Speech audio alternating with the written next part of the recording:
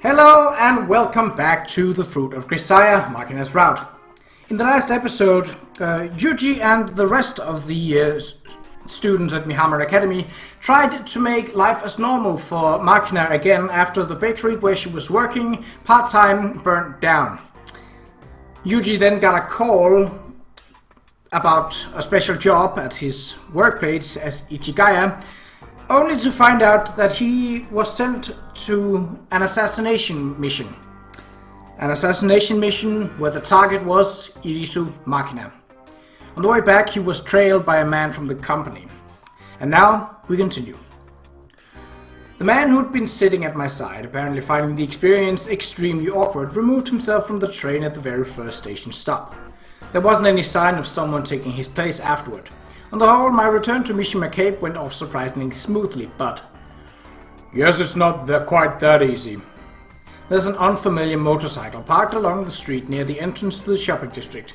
Although the bike itself looked like it's fresh off the lot, the license plate on the back is noticeably battered and worn.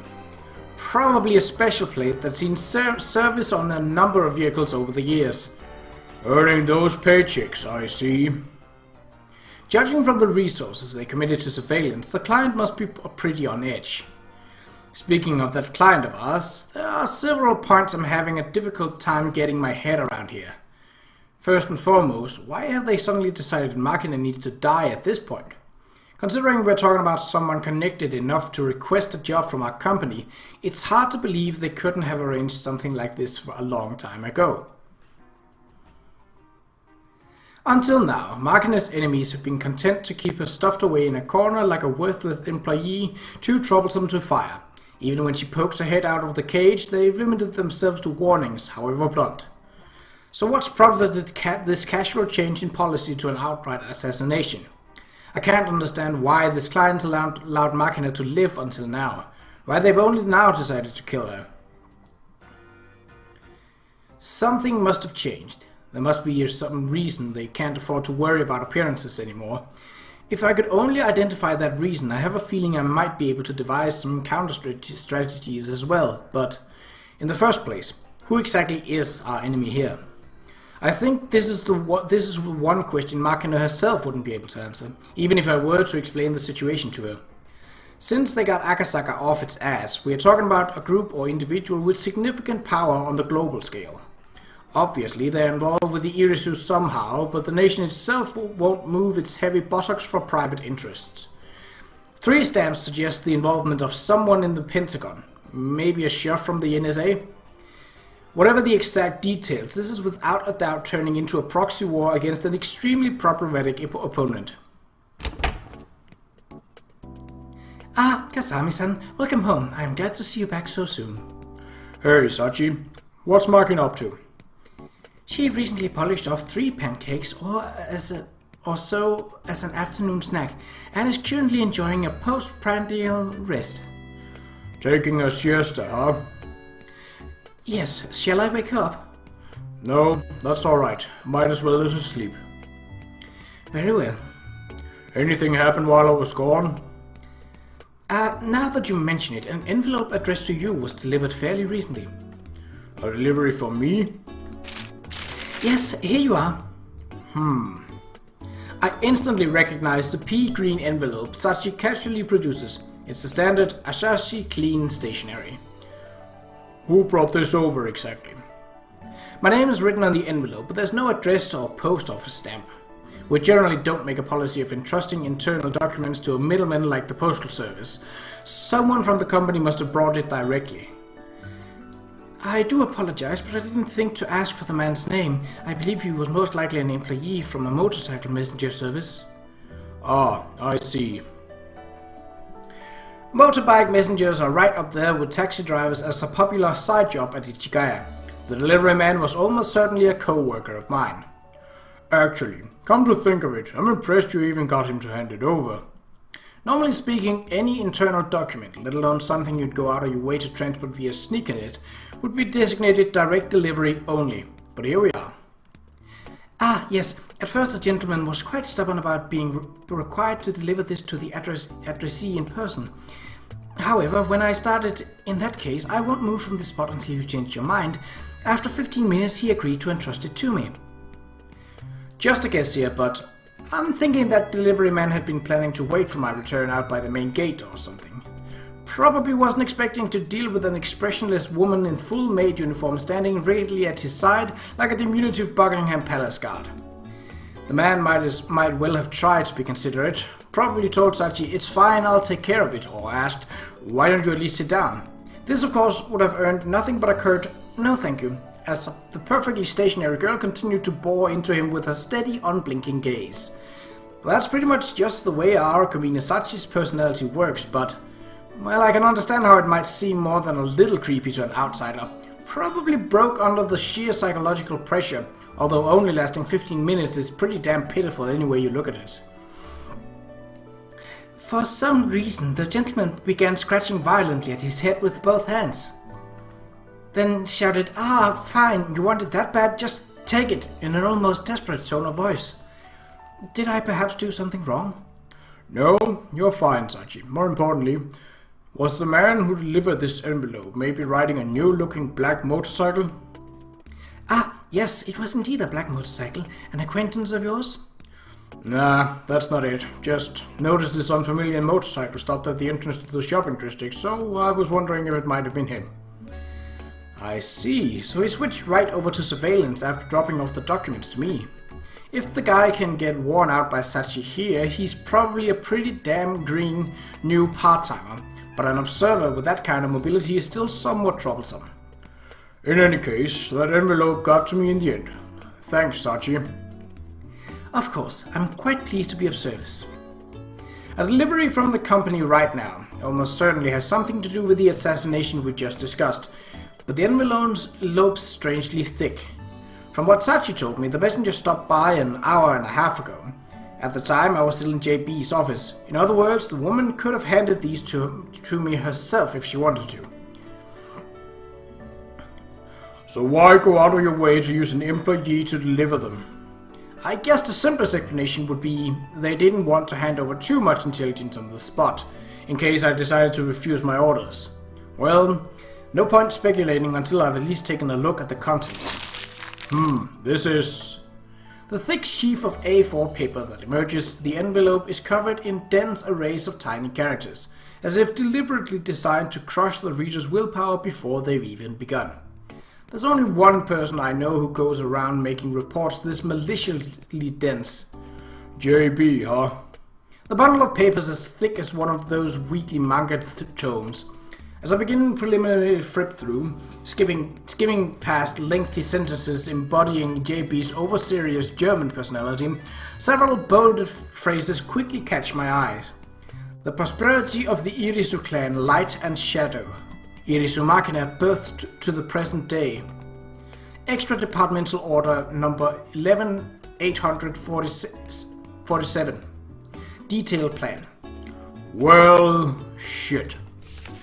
Okay, no wonder she couldn't hand it over directly. This looks like a grab bag of highly restricted material.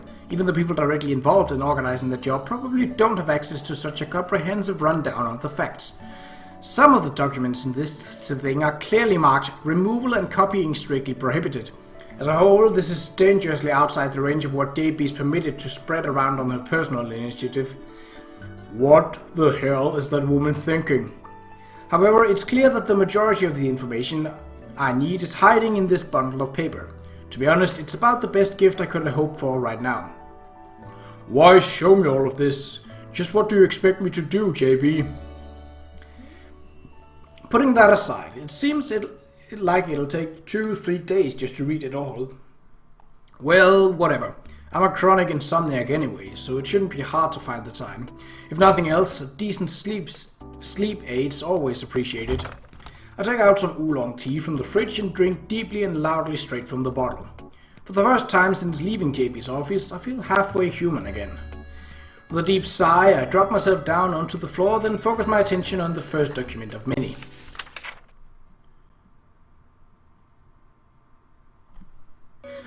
I guess JB was trying to paint as detailed a picture as possible. There's a fair amount of information that looks irrelevant at first glance, to the point where the documents seem almost overly long. But as I continue reading, I often find myself realizing that she's carefully foreshadowed critical events, providing background naturally bit by bit, instead of dumping it on the reader all at once. It's actually a pretty ingenious structure, and surprisingly readable considering the dense material. Before I know it, I've spent several hours with my eyes glued to the pages, poring over the documents one after another. When the knock comes at my door, I'm surprised to find it's already past 7 o'clock. Papa, dinner's already, you know. Hermione says to come to her room. Yeah, I'll be right there. Quickly gathering up the stack of paper I've been leafing through, I stash it away deep inside my rucksack. Ah, Papa, so guess what? Today we're having a sweet and sour pork, you know? But since you hate meat and all, we ditched the pigs and went with some nice, chewy, deep-fried potatoes. It's really freaking good. What's wrong? Not a sweet and sour pork fan? There's no pineapple in there, you know. That's not it. It's just, well, nothing big. Eh? It's not as though there's actually any need to hide the truth, but seeing the main character of this non-fictional story I've just been reading appear before my eyes inspires a strong wave of guilt. Trying to disguise those feelings, I drop a hand on Makina's head with a firm thump. Whoa, what's up? Your head's a little damp, kid. Just out of the bath or something? Ah yeah, there's a TV show I want to watch later, so I went in early today. Alright, today's Professor Dave Day. You betcha, today's Dave getting bitten by a snake, you know. Watch it with me, Papa. Sure, but let's eat first. My head feels unpleasantly heavy, probably because I've been reading JB's documents all this time. Not to say that I'm physically tired or unwell, it's pure psychological weight. Learning the details of this girl's past was harsher burden than I expected. Okay, dokie, sorry to keep you waiting. Here's your sweet and sour pork. Hold the pork. Looks pretty tasty. I know, right? I put all of my skills into these, you know. Go on, dig in. Hey there, don't start smirking like you made this all by yourself. You just helped out a little here and there, remember? But I'm the one who made the chewy fried potato dumplings, you know? Sure, you needed the potatoes around and all, but if anything, didn't you spend more time hovering around and popping them into your mouth every time I actually fried one? I seem to remember making 12 pieces, but for some reason there's only 8 left. I wonder how that happened. But they're really freaking tasty. Well, hardly a big deal, right? There you go again, spoiling the girl rotten. Yes, you're right. Amanda didn't really need to point that out. I'm perfectly aware that I'm being more than a little soft on Makina right now. Sachi wasn't wrong the other day. This girl really does have a past that can change the way you see her. Once you know the facts, it's impossible not to look at her with sympathy in your eyes. And knowing that your pity will only make the girl feel even more miserable, you end up trying not to look at all. Makina probably kept the details of her past to herself precisely because she didn't want to deal with that sort of awkwardness in her relationships here. Just looking into the face of a friend who's learned the truth would be painful. However, it's now absolutely necessary that I understand Makina's past down to the smallest details. And in turn, she needs to know what I've learned. That's just basic courtesy. That said, how exactly am I supposed to bring something like that up? But soon enough, the girl's straightforward personality solves that problem for me. Hey, Papa, what were you reading all afternoon anyway? Documents about your past. My past? Yeah, that's right. Well, guess I don't mind. Not if it's you, Papa. I mean, heck, I would have told you if you just asked. Alright, I'll check with you if there's something I don't understand in there. Hey, can I ask you one question? What is it? Is that why you've been weirdly nice to me lately?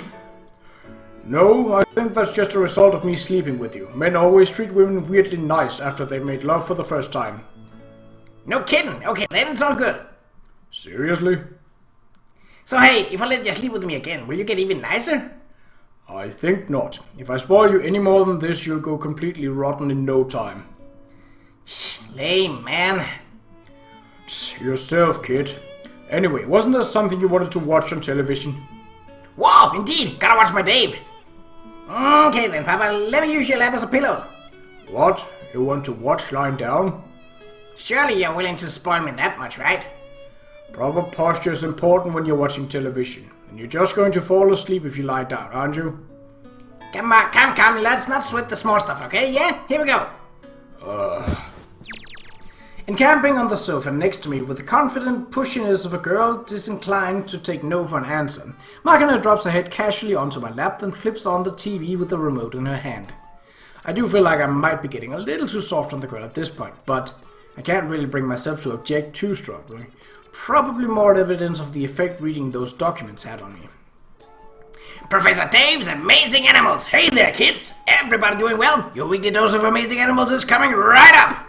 As promised, today's show is a special on the slithery snake. Dave, clad in his usual rough attire, makes his way down a richly verdant rural road with a giant smile on his face. Have you all heard of the 100-pacer snake? One bite from that guy and they say you're dead within 100 steps. A very fearsome snake. But today I'm here in Vietnam, home to a reptile known locally as the two-step snake. As you might guess from the name, its potent venom supposedly kills victims within just 2 strides. Today let's get to know that snake. The screen abruptly changes to an insert video that seems to have been shot separately. Stock footage, maybe? As a clip of the two-step snake spitting venom toward the camera lens plays, a voiceover explains that the animal's poison encourages uncontrollable bleeding, playing up its fearsome lethality. How's that? Pretty scary stuff, right? The venom itself might not be that strong, but what makes the two-step snake so terrifying is the huge amount it can pump into you at once. Alright then, today I'm visiting a snake farm. They're raising 2,000 snakes of 80 different species in there. As Dave points ahead with a triumphant grin, the camera turns to find local staff from the snake farm casually releasing a sizable serpent, then giving it a few pokes with a frayed bamboo stick. The animal seems none too pleased. And this here is the two-step snake himself. What do you think of that? Pretty terrifying, right? Looks like he's already pretty agitated. Okay, let's get to it. Time to get bitten. Why does this guy always seem to enjoy the getting bitten part so much? More importantly, didn't he just say the venom can kill you in seconds flat? I'm not following the logical progression here. Ouch! Grabbing the shin of his right leg where the animal bit him, Dave rolls around on the ground in an exaggerated fashion. Oh, that hurts like crazy. This is bad. This guy's the real deal. As opposed to what, an imposter? Of course it's going to hurt if you let that thing bite you. What's with this show anyway? Sometimes I feel like it's less of an animal documentary and more of an entertainment show for bloodthirsty children to cackle at Dave's reactions. The local staff members quickly administer antivenom, but Dave's leg grows bright violet nonetheless. With minutes it's swollen up to several times its normal thickness. This certainly does look pretty damn bad. I mean, seriously, shouldn't somebody stop Dave for his own good? I can't help voicing my thoughts out loud, but Makina doesn't react. Makina? The girl's eyes are shut. Her soft, regular breathing suggests she's falling asleep in my lap. No wonder she's been strangely quiet lately. I told you so, kid. I briefly consider shaking her shoulder to wake her up, but even if I succeeded, it would probably be a short-lived victory. Fortunately, the DVR under our television seems to be saving the program. Guess the girl had Sachi set it up automatically start recording this time every week. Makina's mouth flops loosely open and closed, omitting meaningless babble that doesn't even rise to the level of sleep talking. Honestly, it's pretty cute in a way. Guess it couldn't hurt to let her sleep a little longer. It'll probably get annoying if Mitchell happens to wander by, but if I was worried about my dignity or whatever, it'd be easy enough just to lower the girl's head off of my lap. Maybe even carry her up to her room. That's probably the least problematic choice here. Still, I choose not to do so. Mostly because the weight and warmth of Makina's body feels surprisingly pleasant. I don't really understand why I've come to feel this way about her. But then again, my master didn't understand the reason she took me in until the day she died. Come to think of it. I'm not sure exactly when, but there was a time I asked Amanda why she was going out of her way to look after an aggravating little pest like Makina. That's kind of a hard question, actually. There had to be some reason you started, right? A reason? Well, I guess you could say there was, sort of. I mentioned how Makina falls asleep when she goes into the bath by herself, right? Yeah, I remember you saying that. Well, we found that out the hard way.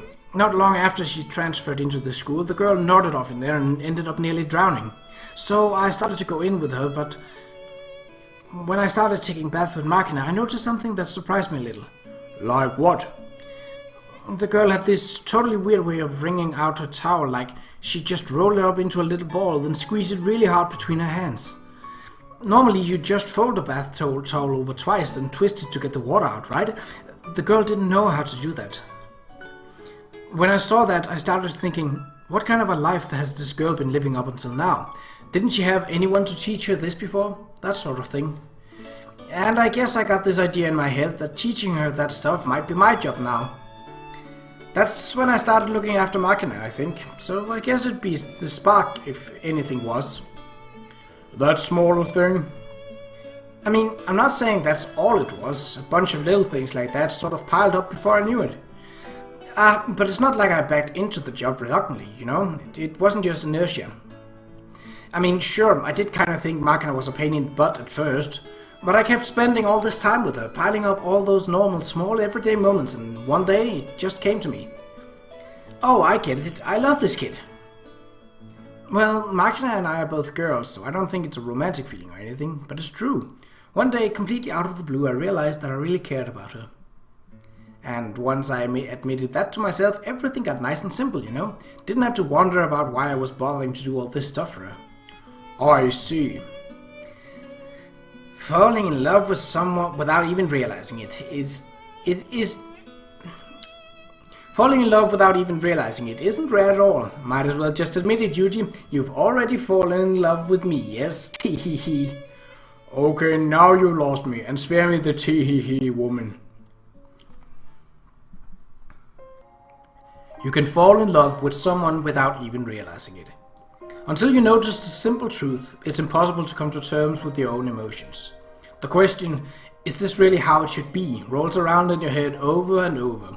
But by now I found my answer. Looking down at the girl quietly sleeping on my lap, I find myself once again recalling the documents I spent the afternoon reading. The house Makina was born into, the Irisu clan, is built on a long and unbroken tradition of corruption and avarice, a fat parasitic cancer on the body politic with roots reaching down to the bone. Just among the papers I looked over today, there were credible references to embezzlement, fraudulent budget inflation, and insider trading related to the government projects, and that's clearly just scratching the surface. Among the leaders of this clan, Irisu Masataka was the one and only individual of genuine integrity. The man married into the family, so he'd been kept outside of the loop at first. But after Makina's birth, he brushed against the darkness at the core of the Irisu and realized he'd been integrated into a profoundly evil machine. Uncomfortable with the clan's immoral dealings, Mr. Masataka tried incredibly hard to move the Irisu onto a straighter path, motivated in no small part by concern for his own newborn daughter. But in the end, his actions were nothing more than the nibbling of an ant at the foot of an elephant, producing no results other than his complete isolation within the family. And when Mr. Masataka laid hands on proof of the Irisu's secrets and crimes, the family severed him from itself like a lizard shedding its tail. It was an elaborately planned assassination using his love for Makina against him. You might say the girl was his Achilles heel. Makina was abducted in a sham kidnapping planned by her own relatives, used as bait to lure out her father. Mr. Masataka followed their deception hook, line and sinker. He went to negotiate with the kidnappers bearing a 120 million yen ransom and was murdered before his daughter's eyes. He was an honest and timid man by nature. Just as the criminals had demanded, he went to the meeting without telling anyone of the situation, and he died for that mistake. Up until that point, everything went off exactly according to the Irisu leadership's plan. Their one and only slip-up was leaving the execution of the kidnapping to men from the Branch family. The Branch family had been entrusted with cleaning up the main house's messes ever since their incorporation into the Irisu. The leadership pushed this job onto them without a second thought, a decision that complicated matters. Estimating that their faction could gain dramatically if the main family's successor candidate was to disappear along with her father, the kidnappers took a gamble and left Makina in the warehouse when they escaped. The girl spent a week tied to a pillar next to her father's corpse before she was finally discovered. Unfortunately, these events took place in the summer. The body began to change rapidly and soon started to emit a foul stench. The psychological stress of watching her father rot combined with the physical stress of hunger and dehydration left Makina in a truly terrible state by the time she was rescued. Afterwards, she spent 6 long years shut up in a hospital under the Branch family's control, tormented by severe PTSD symptoms and other complications. You went through a hell of a lot, kid. As I mutter the words, my eyes return to the girl sleeping on my lap. There are tears running down her face. Makina. What kind of a dream is she seeing right now? No matter how harsh the reality, surely it's not too much to hope the girl might find some happiness when she falls asleep. This is a dream. A dream I've seen many times. A dream that brings nothing but pain and sadness. Hey there, thanks for stopping by, Yuuji Masataka-san. You did listen to what I told you on the phone, right? Didn't tell anyone where you were going, huh? Of course, I didn't say a word to my wife, let alone the police. More importantly, where's my daughter? Please, give Makina back. I brought the money, just as you said. Well, let's not get all flustered here. Your daughter's right over there. Might have a few scrapes on her cheeks and knees, but other than that, she's fine. Matter of fact, we just ordered a pizza a little while ago. Figured we shouldn't let her go hungry or anything. Feel free to have a few slices yourself. Makina. Papa! Whoops, slow down, Masataka-san. We need to get a look at that money first, you know. We're on the job here ourselves. Oh, but don't worry about the pizza. I'll cover that out of my pocket. More importantly, did you bring us what we asked for? 2 million in used small bills? There are 2 suitcases in there. It's all the money I'm capable of moving freely. Do whatever you want with it. Yeah? Right then. Guess we'll just take a look at that. Hey, check the money. Yes, sir. Makina, are you alright? Any injuries? Look, I'm telling you to hold your horses, okay? Pretty damn hasty, aren't you? Just sit back, relax till we're done counting the money. Want a drink or something? I mean, we only got beer and Diet Cola, but... Boss! Ah, Christ, don't scream in my ear. Look, you made me spill my beer. Boss, there just isn't enough money in here. The hell? Why not? How much we got in there? Rough guess, maybe 120 G's, and then a bunch of weird slips of paper or something. Slips of paper. Okay, what's going on here, Masataka-san? I really appreciate a satisfactory explanation, like right now. You people only called me last night, you know. I explained several times over the phone that I couldn't possibly prepare that kind of money on such short notice. Well, yeah, sure. I know I was asking the unreasonable there, but I asked you to find a way to make it happen, didn't I? And I seem to remember you saying you'd manage something, right? But now you're waltzing here with what, 120 grand? Is that all your daughter's worth to you? The most we could give you back for this is a single arm. Hold on, I brought you 1.5 million in bonds. Wait. Are you for real, Masataka-san? I said we wanted cash. Instead you bring us bonds? Bonds? Is this some kind of a joke? How am I supposed to turn this crap into money? If we try selling these things off, your investment advisors aren't exactly going to keep their mouths shut, are they? Don't worry, they are unregistered bonds, completely anonymous. It's much safer than a check. That's really not the problem here. You just don't get it, do you? When you hand us something like that, first we have to look into whether they are even real. Then make sure they're valid. That's exactly the sort of time-consuming bullshit we'd like to avoid. Look, you understand what I'm telling you, right? I didn't want to admit it, but we're a pair of contra hicks, okay? You're acting like one of those idiots who pulls into a drive-thru in some backwoods road in Texas, whips out a gold card and says, credit, okay? You know, am I right? But this really is the best I can do. I don't want to hear your goddamn excuses, buddy. We're not playing around here. How much money do you think we blew kidnapping this kid, huh? Ah, shit, now I'm just pissed off. Boss, take a look at that. Huh? What about the damn TV? Aren't those people they're showing right now from the Qa'Rajh family? Huh? Ah! Dan and his daughter are going through hell out here, but the rest of the family's having a nice evening at some classical concert. Lifestyles of the rich and fucking famous, I swear. Masataka-san, looks like you really didn't say a word to your wife, huh? I really like that stupidly honest personality of yours, my friend. Figured with a nice, trustworthy guy like you, this job just go nice and easy. No muss and fuss, you know. But instead you go and bring us 120 puny grand and some scraps of paper. Talk about a fucking letdown. This shit isn't even worth discussing, right? Well? No, this can't be. That's my line, buddy. Are you even listening to me here? What? Wait a second. The people on the screen are your family, right? Gramps, Grandma, your wife? Well, so far so good, yeah. But who is this walking next to your wife? And the little girl holding their hands? This can't be real. What? Ah, I see. Is that how it is? You've been abandoned, right? And those two are the substitute. Ah, now it makes sense. You and your little girl there just got 86'd, huh? Brings a tear to my eye. This can't be. Well, I think you got an idea yourself of the reason why, don't you? Ruffled a few too many feathers with that guilty conscience of yours, pushed back a little too hard against the idiot's way of doing business. Basically, from the clan point of view, a pig-headed boy scout like you was a nasty little pimple just begging to be popped. Stop it, don't talk about this in front of the child.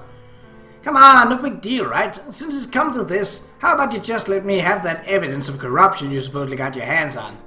That way I'll be able to get a little extra scratch from the Irisu to make up from this half-assed excuse for a ransom, yeah? Was that what you were after from the start?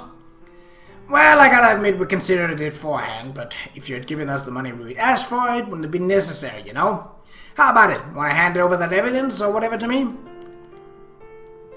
The hell you got to brood about, huh? That cold-hearted excuse for a family just abandoned you and your girl, and now they're all enjoying themselves at the concert? For Christ's sake, you don't owe them a damn thing. Look, buddy, you've been tossed away like a flea-bitten mud. Doesn't that make you mad? Of course I'm upset, but repaying evil would only create a vicious circle of hatred and cruelty. What would playing their game accomplish?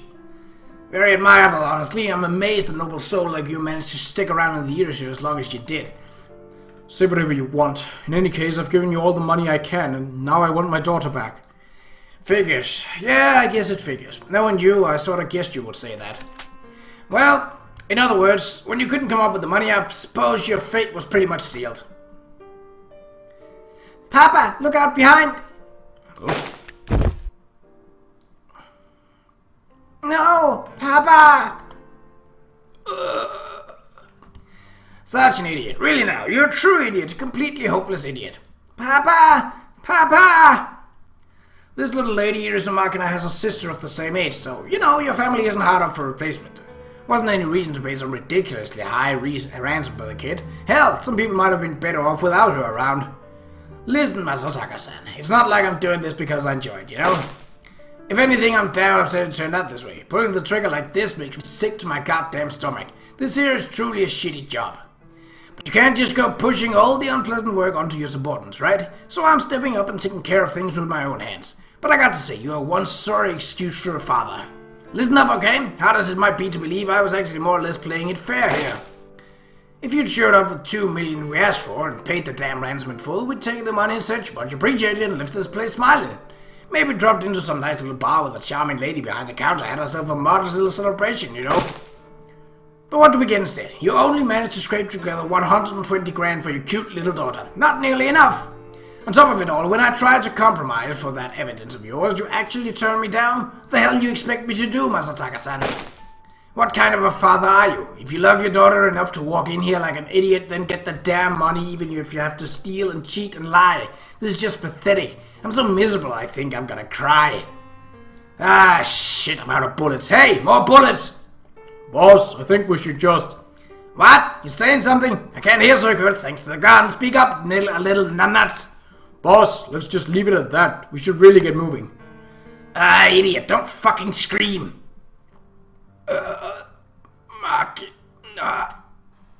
Wait, hold on a second. Are you serious? Masataka-san, you're still alive? What the hell is this guy, immortal or something? Maybe it's just because you can't aim, boss. What? Didn't quite catch that. If you got something to say, then spit it out. It's nothing, sir. Yeah, that's what I thought. Well, whatever. He'll croak on his own soon enough anyway. Alright, let's get back. Ah, shit, my head's fucking killing me. Hey, boss, what should we do about the kid? Oh, right. Don't really have a reason to keep her alive anymore. No fucking bullets left. Guess we could strangle it to death. But boss, we're already cutting it a little close here. Huh? Close? Close to what? Our plane's leaving soon. Alright, well, whatever, forget it. Pain in the ass anyway. Let's go, just leave the kid. Not like she saw our faces anyway. Yes, this is a dream. A choking, agonizing dream. The sort of dream you spend constantly wishing you could wake up from. Papa? Papa, are you okay? You're bleeding a whole lot. Makina, what about you? Are you injured? Does it hurt anywhere? I'm fine, but what about you, Papa? Does it hurt? No, I'm fine too. Doesn't hurt at all. That's a lie. I mean, Papa, you're bleeding. You're bleeding so much.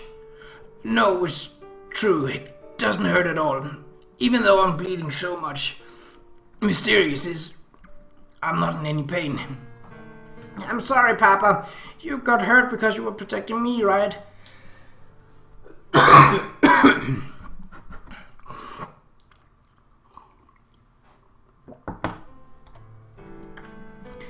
Don't worry about it. That's the way it's supposed to be. You didn't do anything wrong. But, I'm sorry, Makina.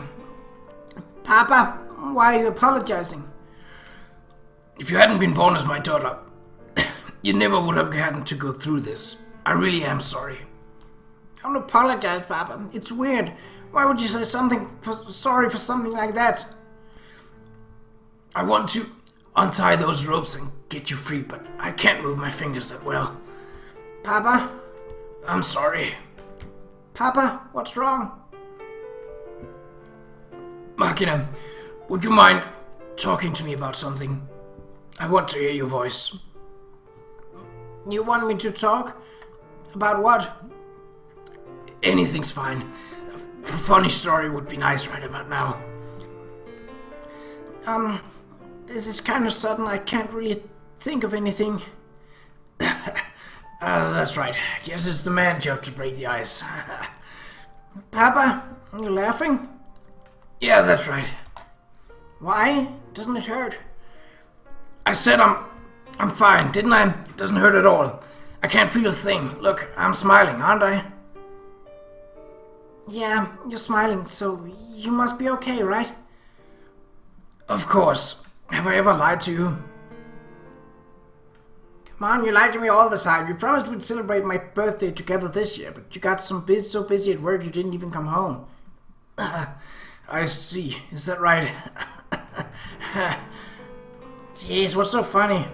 Well, you see, I want you to remember my smile. Yeah, I love your smile, Papa. I see. Thank you, Makina. Papa? Sorry, kiddo. Truth is, I've been really swamped at work lately. Didn't get much sleep last night. Papa, you're sleepy? Yeah, sorry about that. Well, it's not your fault, right? Gotta do your job. I'm sorry. I mean, you're working for Mom and me, so it's okay, Papa. Have a good nap. But I'm gonna wake you up in an hour, okay, Papa? Papa? I called out to him many times, but Papa didn't open his eyes. He'd fallen into a deep sleep. In time, morning came and the area grew bright, but Papa didn't wake up. I called out to him many, many times. In time, the sun fell and night came, but even then, Papa didn't open his eyes. And morning came again, and then another night. At some point, Papa's body started to smell really bad. I mean, it was summer, so Papa was starting to rot. And the bugs, there were lots and lots of bugs, enough to make you wonder where they all came from.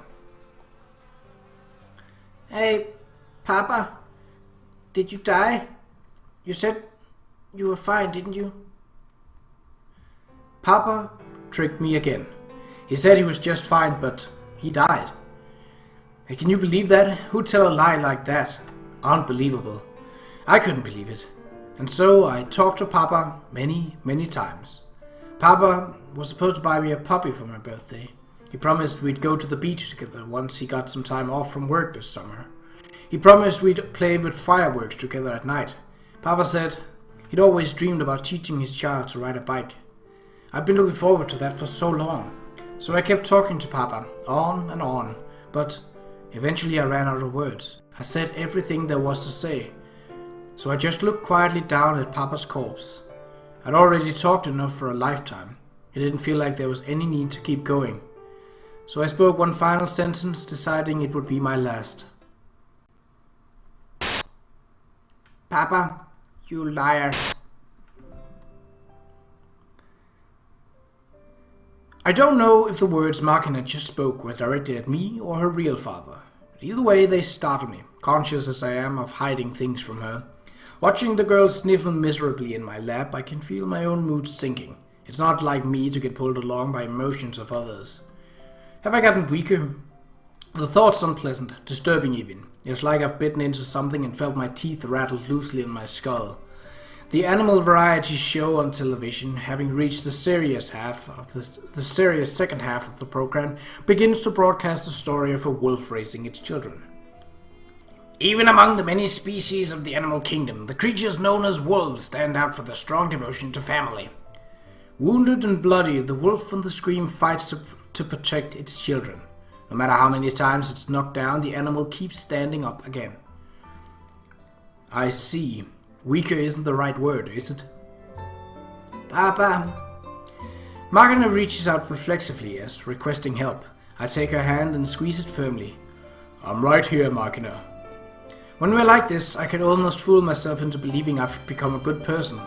It's embarrassing to discover I'm still capable of these sort of feelings, but it also brings me something close to happiness. At the same time, there's an undercurrent of unease. The same old doubts. Is it really alright for me to touch this girl with my soiled hand? But I've made up my mind.